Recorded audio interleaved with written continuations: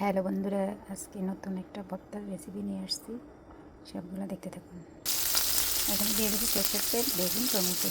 অবশ্যই সরষের তেল দিয়ে ভাজা করবেন।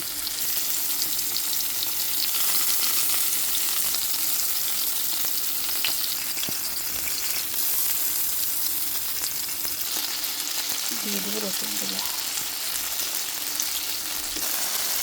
তেলের দিয়ে ভর্তা খাবেন, অনেক মজা করতে হবে।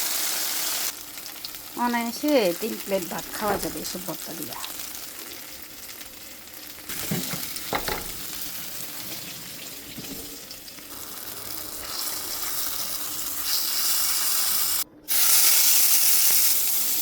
দিয়ে দিলাম চিংড়ি মাছ।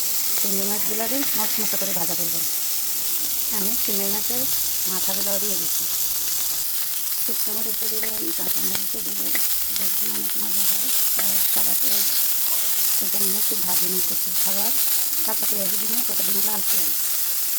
এই পেঁয়াজটাকে একটু ভাজি নিলে এই পাতাটা অনেক মজা হয়। সব কিছু ভাজা শেষ, এবার চটকিয়ে নেব। প্রথমে শুকনো মরিচগুলো চটকিয়ে নিই, তারপরে কাঁচা মরিচগুলো চটকিয়ে নিই, বেগুনের চামড়াগুলো সরিয়ে নিই, গুলো চটকিয়ে নিই। অফ ক্যামেরাতে চিংড়ি মাছগুলোর একটু থেতো করে নিলাম। হালকা একটু লাল পেঁয়াজ, একটু লেবুর রস দিয়ে দিলাম। এবার দিয়ে দিলাম ধনিয়া পাতা। এভাবে একটু চটকিয়ে নিব। এবার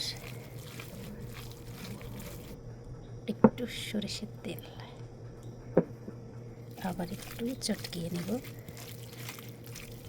খুবই ইয়ামি, এভাবে ভর্তাটা করিয়েন, খুবই ইয়ামি। অনায়াসে 1 প্লেট ভাত খাওয়া যাবে।